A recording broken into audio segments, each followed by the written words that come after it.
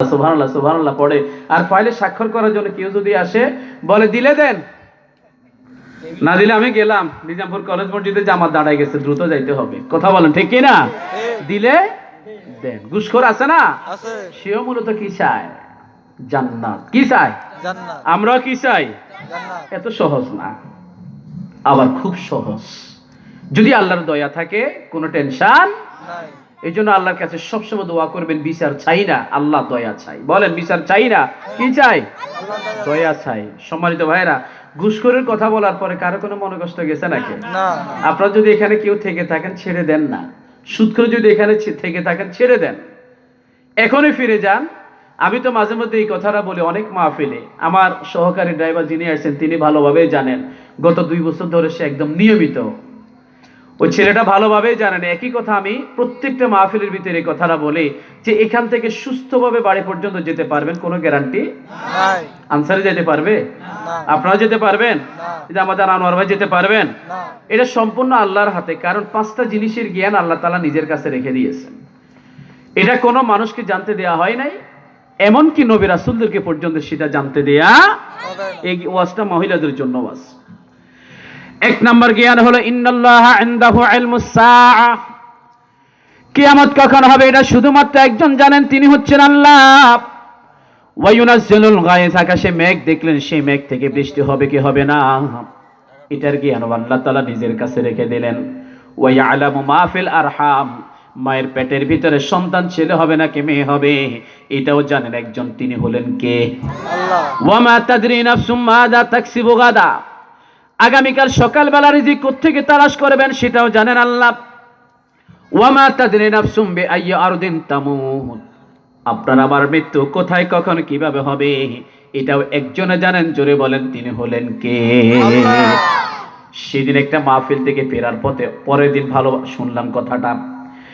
এই কথাটা যখন সেখানে ওয়াজ করেছিলাম, বিশ্বনবীর একটা হাদিস উল্লেখ করেছিলাম। আল্লাহর নবী ঘোষণা করলেন ইন্নামাল আমালু বিল খাওয়াতিম, যার শেষ অবস্থা যেটার উপরে থাকবে সেটার আলোকেই হাসর। আজকে আমরা যারা এখানে হাজির হলাম, আমরা যদি এখান থেকে যাওয়ার পথে যদি আমরা মারাও যাই, এই মাহফিলটা আমাদের সবার নাজাতের ওয়াসিলা হয়ে যাবে। সুবহানাল্লাহ সুবহানাল্লাহ। আমার ভাই এই কথাটা সেদিনও বললাম। সেই দিনও মাহফিলের ভিতরে এরকম বিরিয়ানির প্যাকেট ছিল। রাতের 12টার সময় ওয়াজগুলো শেষ হওয়ার পরে তারা যখন প্যাকেটটা নিয়ে বাড়ির উদ্দেশ্যে যাচ্ছে, একজন ভাই জনাব মোহাম্মদ ইয়াসিন বাড়ির পথে যাওয়ার পথে রাস্তা দিয়ে যখন বাড়ির দিকে ঢুকবেন, একদম রাস্তার মুখে দিয়ে সেই ব্যক্তি মাথা ঘুরে পড়ে সেখানে ইন্তেকাল করেছেন। ইন্না লিল্লাহি ওয়া ইন্না ইলাইহি রাজিউন। তাহলে এই ব্যক্তিটিকে জানতেন আজকে তার এখানে মৃত্যু হবে না? সেই যে মাহফিলের ভিতরে ছিল, ওই মাহফিলটা তার শেষ কর্ম হিসেবে ওই মাহফিলের উসিলায় আল্লাহ যেন তাকে নাজাত দেন। জোরে বলি আমিন। এই যে লোকটা মারা গেলে এরকম সেই জায়গায় আমাদেরও তো কেউ না কেউ হতে পারে। আজকে এখানে আমরা যারা আছি, কালকে সকালে কার জানাজা হবে কেউ কি বলতে পারবো? না, কেউ বলতে পারবো না। এই জন্য আমাদের আজকের এই মাহফিলের শেষ মুহূর্ত মনে করে, শেষ সময় মনে করে আল্লাহর কাছে তাওবা ইস্তিগফার করে আপনি যদি ফিরে যান, আল্লাহ সেরকম ভাবে খুশি হয়ে যাবেন। হারানো সন্তানকে ফিরে পেলে মা বাবা যেরকম খুশি হয়ে যায়। জোরে বলে সুবহানাল্লাহ। সম্মানিত ভাইরা, তাহলে আমাদের আব্বাজান তিনি হলেন আদম। পৃথিবী সৃষ্টির শুরু থেকে তথা আদম সৃষ্টির শুরু থেকে কিভাবে আল্লাহ তাআলা মাটি দ্বারা তৈরি করছে সেখান থেকে আমাদের আলোচনা একটু শোনা আপনাদের দরকার আছে। আদমকে সৃষ্টি করা হচ্ছে মাটি থেকে। কিসের থেকে? মাটি থেকে। আমরা রক্তে মাংসে গড়া মানুষ, তবে আমরা সরাসরি মাটি থেকে না আসলেও বালাগাতের ভাষায় আমরা সবাই মাটি থেকে আসলাম, যেহেতু আমাদের আব্বাজানকে মাটি থেকে বানানো হয়েছে। আল্লাহ তাআলা প্রথম 40 বছর আদমের শরীরটা একটা স্ট্রাকচারে বানায় নিলেন মাটি দ্বারা। দ্বিতীয় 40 বছর সে স্ট্রাকচারের ভিতরে আসমানকে নির্দেশনা দিলেন, ইয়া সামা আমতিরি আলাইহিল মা 40 সানা। ওয়াকাশ, তুমি এই আদমের শরীরের ভিতরে পানি বর্ষণ করো 40 বছর। কত বছর? 40। প্রথম 40 বছর বানিয়ে তাকে স্ট্রাকচার বানিয়ে রেখে দেয়া হলো।